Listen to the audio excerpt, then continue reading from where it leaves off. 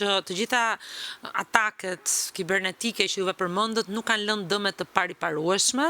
që do të thotë që infrastrukturat tona të sigurisë kibernetike janë të ngritura dhe janë në fuqi.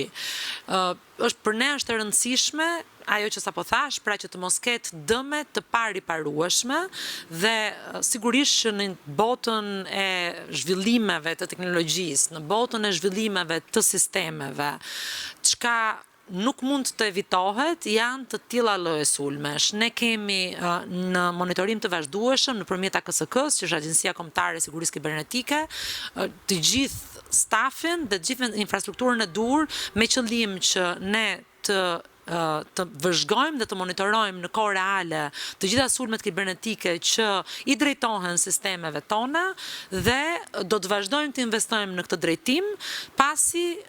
e ardhmja është digjitale dhe sigurisht që luftat e të ardhmes do të jenë luftat digjitale. Dua të theksoj këtu që në fakt në përvlerësime ndërkombëtare infrastruktura e ngritur në një kohë rekord që mbas sulmit të parë kibernetik nga